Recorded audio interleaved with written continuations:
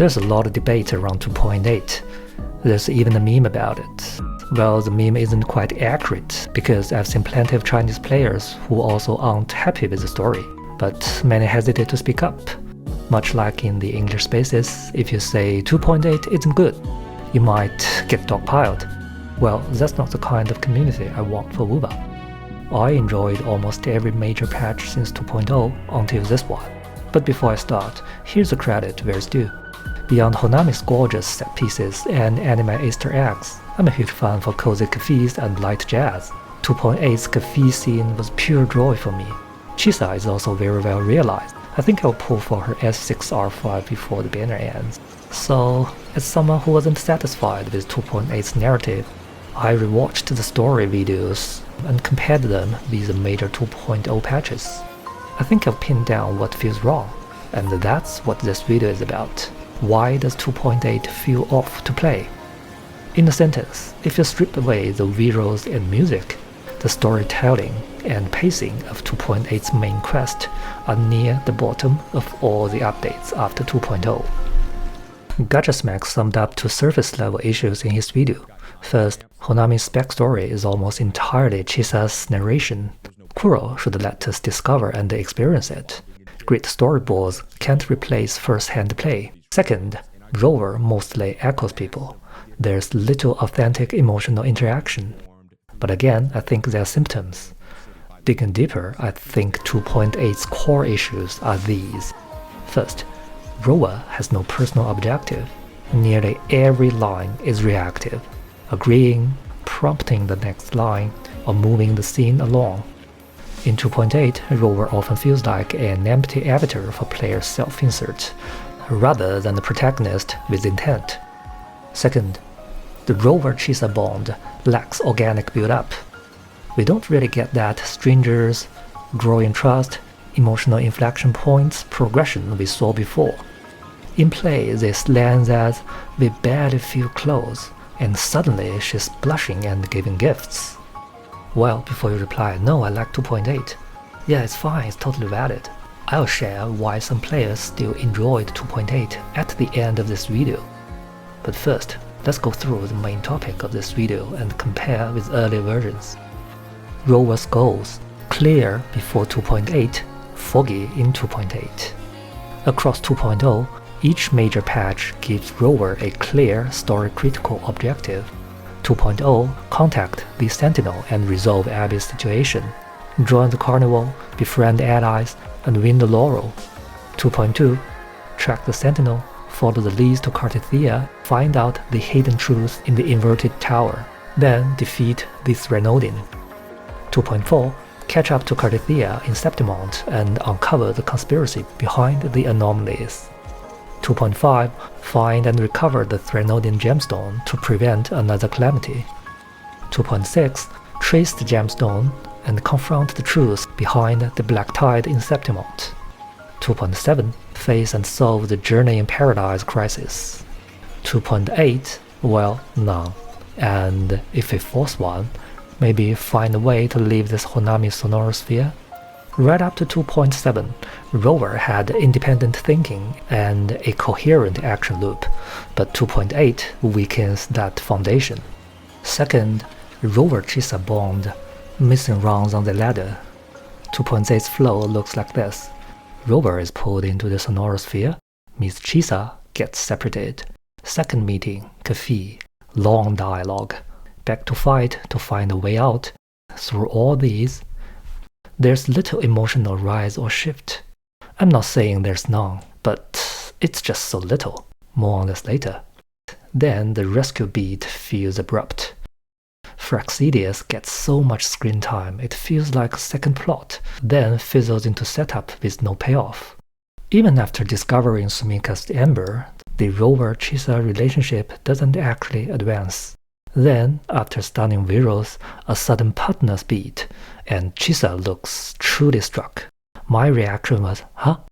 If we are partners we already were, we have been fighting side by side for quite a while. What's there to be moved by now?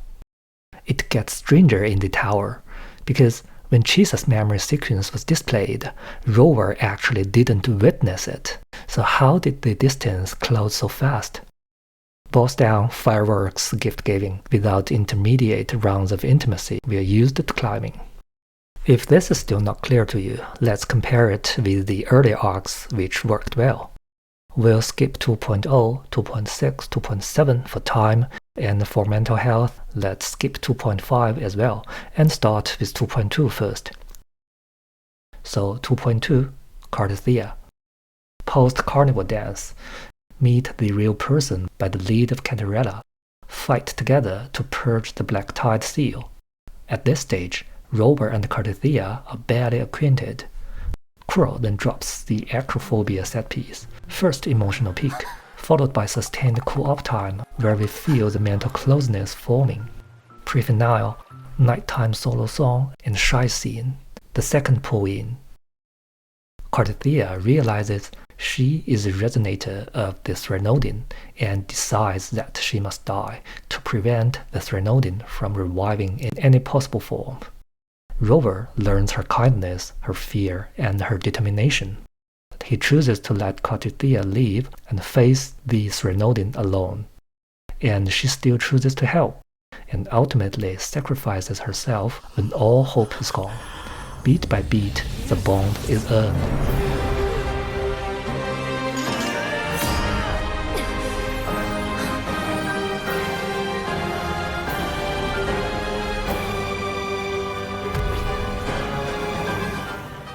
Then is 2.4, Lupa.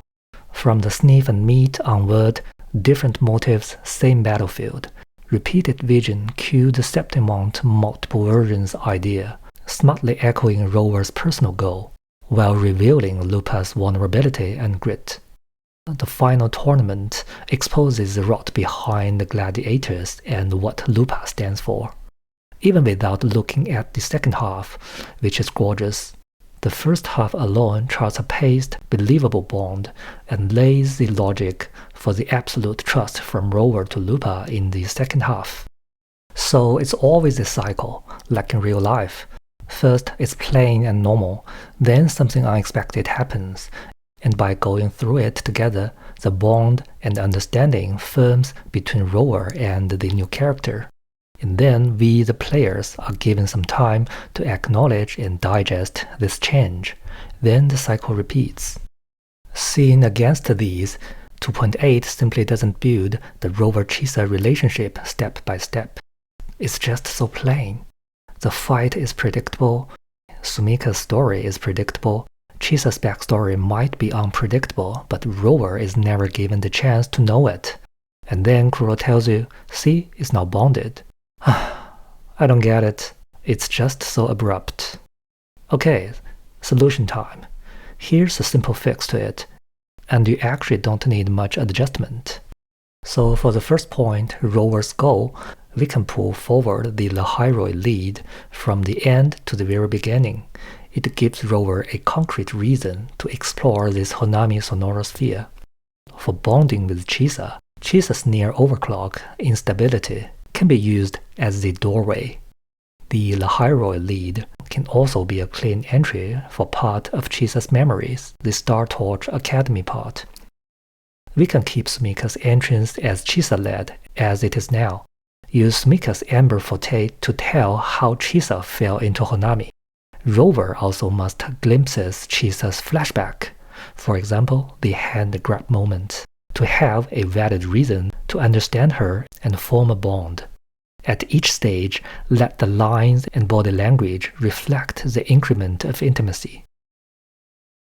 Okay, so basically that's it. If you find this analysis helpful, please consider like the video and subscribe. My next video will still be the second episode of the name lores that the English Wuwa community might have missed.